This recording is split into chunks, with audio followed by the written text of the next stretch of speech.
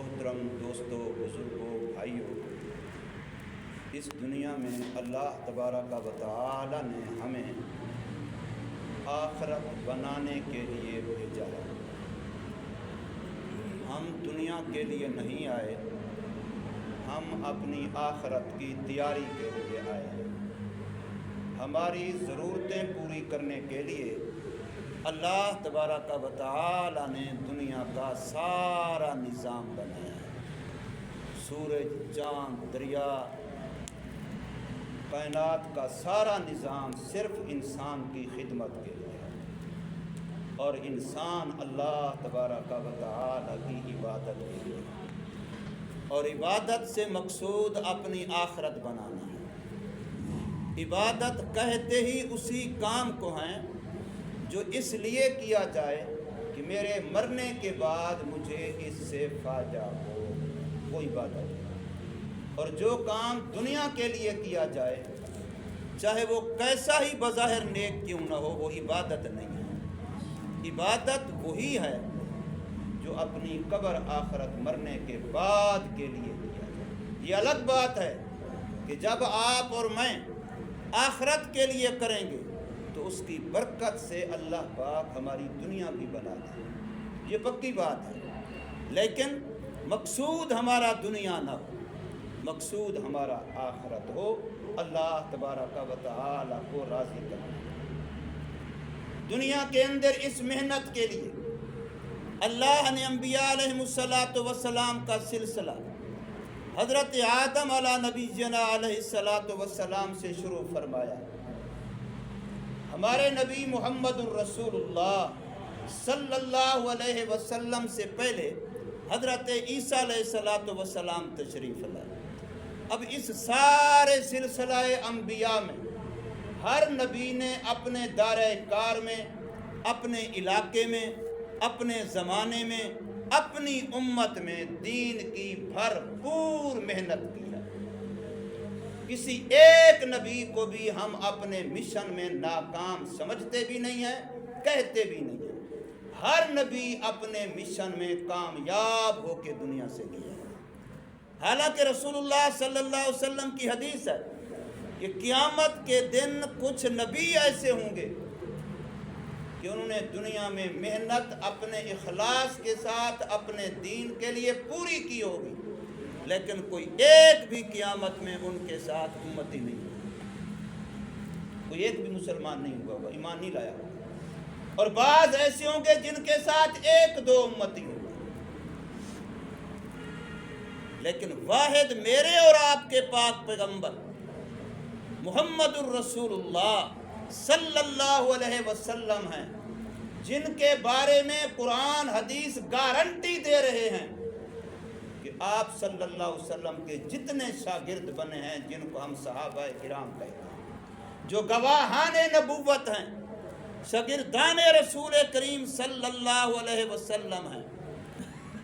میرے نبی صلی اللہ علیہ وسلم کو ایمان کی حالت میں جس نے ایک نگاہ بھی دیکھا ہے اور وہ ایمان پر فوت ہوا ہے، سارے کے سارے صحابہ، پوری کی پوری جماعت صحابہ میرے آقا صلی اللہ علیہ وسلم کے سارے شاگرد، ایک بھی ان میں سے ناکام نہیں، سب 100% کامیاب ہیں۔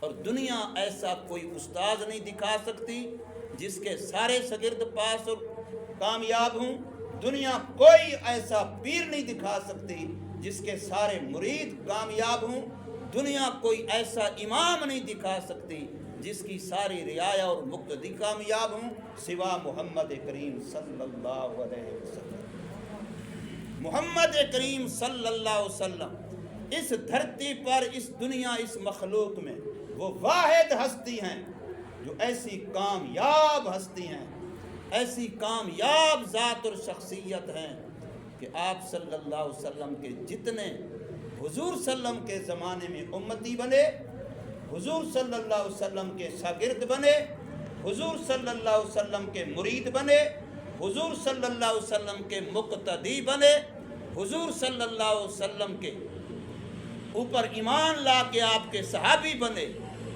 اعلان ہے کلم وعد اللہ الحسنی، اللہ نے سب سے جنت کا وعدہ کر دیا۔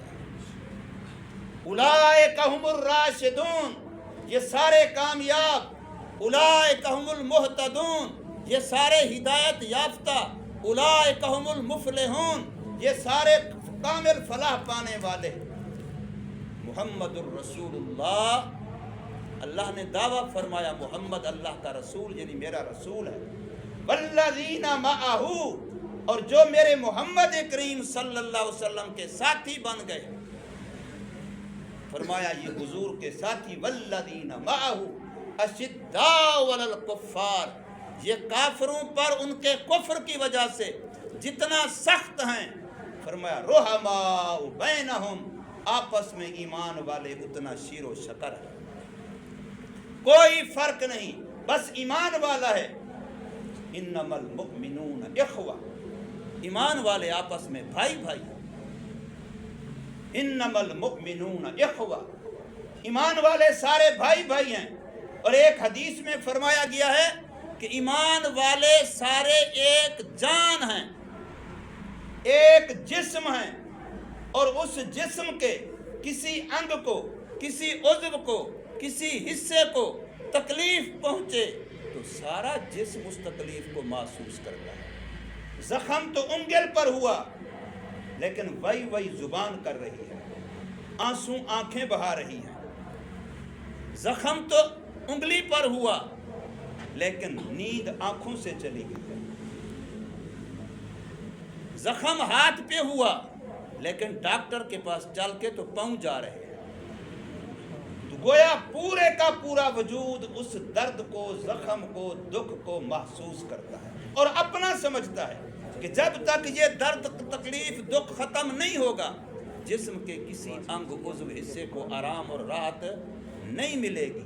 تو بالکل ایسے ہی میرے آقا صلی اللہ علیہ وسلم ارشاد فرمایا کہ سارے ایمان والے کا جیسا دن واحد، ایک جسم کی طرح ہیں۔ اس کے کسی حصے، کسی مومن کو دنیا کے کسی کونے میں کہیں تکلیف پہنچے، مجھے پتا چلے کہ میرے بھائی ایمان والے کو تکلیف پہنچی، چاہے وہ جان کے لحاظ سے ہو، مال کے لحاظ سے ہو، عزت کے لحاظ سے ہو، کسی بھی لحاظ سے ہو، دین کے لحاظ سے، دنیا کے لحاظ سے، مجھے اس کا احساس ہونا چاہیے۔ اگر مجھے دکھ ہوا ہے، احساس ہوا ہے تو میرے اندر ایمان ہے۔ اگر مجھے احساس نہیں ہوا ہے ایک اور مسلمان کے دکھ کا، درد کا، تو پھر میں اپنے ایمان کی خیر مند، پھر میرے اندر احساس نہ ہونا ایمان نہ ہونے کی دلیل بنتا ہے، نشانی بنتا ہے۔ تو اس لیے حضور صلی اللہ علیہ وسلم کے ایمان لانے والے سارے صحابہ، فرمایا وہ آپس میں بھائی بھائی، لیکن ان سب کے سرخیر، ان سب کے سردار، ان سب کے سربراہ، ان سب کے خلیفہ اول، حضور صلی اللہ علیہ وسلم کے نائب اول سیدنا صدیق اکبر رضی اللہ تعالی عنہ، میرے آقا صلی اللہ علیہ وسلم کی زندگی کے آخری ایام میں حضور صلی اللہ علیہ وسلم کے حکم فرمانے سے کہ مرو ابا بکر فلیصلی بالناس، ابو بکر کو میری طرف سے حکم کرو کہ وہ لوگوں کو نماز پڑھائے میرے مصلی پہ کھڑا ہو۔ یہ میرے آقا صلی اللہ علیہ وسلم کا حکم تھا، ارشاد تھا۔ اور حضرت ابو بکر صدیق رضی اللہ تعالی عنہ نے حضور صلی اللہ علیہ وسلم کی آخری بیماری کے دنوں میں 17 نمازیں مسلمانوں کو حضور صلی اللہ علیہ وسلم کی زندگی میں آپ کے مصلی پر کھڑے ہو کے مسجد نبوی میں پڑھائی۔ حضور نبی کریم صلی اللہ علیہ وسلم کی زندگی کے 2 سفر بڑے اہم اور مشہور ہیں، ایک سفر معراج ہے اور ایک سفر ہجرت ہے۔ یہ سب سے اہم سفر، سب سے بڑے سفر جو نبی پاک صلی اللہ علیہ وسلم کی زندگی کے ہیں، ایک سفر معراج ہے اور ایک سفر ہجرت ہے۔ سفر معراج پر حضور صلی اللہ علیہ وسلم کا ساتھی سید الملائکہ حضرت جبرائیل علیہ السلام ہے، اور سفر ہجرت میں حضور صلی اللہ علیہ وسلم کا ساتھی سید الناس بعد الانبیاء ابو بکر صدیق رضی اللہ تعالی عنہ. اور قرآن نے اس کا نقشہ کھینچا ہے. ثانی اثنین اذ ہما فی الغار اذ یقول لصاحبہ لا تحزن ان اللہ معنا. کہ ذرا تذکرہ تو کرو، یاد تو کرو ان دو میں سے دوسرا ابو بکر صدیق رضی اللہ تعالی عنہ اور حضرت محمد کریم صلی اللہ علیہ وسلم، یہ دو ہیں. آپ صلی اللہ علیہ وسلم اپنے گھر میں تشریف فرما ہیں، رات کا وقت ہے، سوئے ہوئے ہیں. اللہ تعالیٰ کی طرف سے حکم آتا ہے کہ آپ یہاں سے اٹھیں، اپنے بستر پر حضرت علی رضی اللہ تعالی عنہ کو سلائیں اور اپنی امانتیں جو لوگوں کی آپ کے پاس ہیں وہ حضرت علی کے حوالے کریں اور ان کو سمجھائیں کہ یہ فلاں فلاں تک پہنچانی ہیں. اور آپ یہاں سے باہر نکلیں. باہر کافروں نے آپ کے گھر کے چاروں طرف باقاعدہ گھراؤ کیا ہوا ہے، حلقہ بنایا ہوا ہے کہ جس طرف سے نکلیں گے مار دیا جائے، قتل کر دیا جائے علیاذ باللہ. یہ انہوں نے پورا منصوبہ بنا کے مشورہ کر کے ہر قبیلے سے کچھ کچھ افراد لے کر کے حضور صلی اللہ علیہ وسلم کے گھر کا محاصرہ کیا ہوا ہے. اللہ فرماتے ہیں آپ یہاں سے نکلیں اور آپ زمین سے مٹی کنکریاں اٹھائیں اور اپنے چاروں طرف پھینکیں. اور جب آپ پھینکیں گے تو پھر اللہ پاک ان آپ کے پھینکی ہوئی مٹی اور کنکریوں کو ان چاروں طرف کھڑے ہوئے لوگوں کی آنکھوں میں خود پہنچائیں گے. وہ آنکھیں ملتے رہ جائیں گے اور آپ سیدھے ابو بکر صدیق رضی اللہ تعالی عنہ کے گھر جائیے اور ان کو ساتھ لے کے ہجرت کا سفر شروع کیجیے. میرے آقا صلی اللہ علیہ وسلم ابو بکر صدیق رضی اللہ تعالی عنہ کے گھر پہنچتے ہیں اور گھر پہنچ کر کے ان کو ساتھ لے کر کے غار پہ پہنچتے ہیں، غار ثور پہ. وہاں جا کر کے 3 راتیں وہاں رہتے ہیں اور ابو بکر صدیق کی بیٹی اسماء رضی اللہ تعالی عنہا روزانہ بکریاں چرانے کے بہانے سے وہاں ان کا کھانا پہنچاتا. اور حدیثوں میں اس کی بڑی وضاحت کے ساتھ تذکرہ کیا گیا ہے. اور جب وہاں سے پھر آگے 2 اونٹنیوں پر سفر شروع کیا جاتا ہے مدینہ طیبہ کی طرف، تو اس سفر میں اللہ پاک فرماتے ہیں کہ وہ غار کی راتیں جب 2 ہی تھے، ایک محمد الرسول اللہ صلی اللہ علیہ وسلم اور ایک ابو بکر صدیق رضی اللہ تعالی عنہ غار ثور. اور پتہ ہے آج بھی جو حاجی لوگ عمرے والے جاتے ہیں تو غار ثور پہ تکڑا آدمی کوئی جا سکتا ہے. آج بھی کتنے 1400 کچھ سال اوپر گزر گئے اس سفر والے دن کو.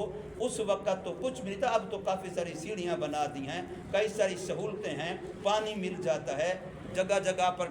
تھوڑی تھوڑی وقفے کے بعد وہاں اسٹاپ کی جگہیں بنی ہوئی ہیں، بندہ بیٹھ کے آرام کر سکتا ہے، کھا پی سکتا ہے. اس وقت کیا تھا؟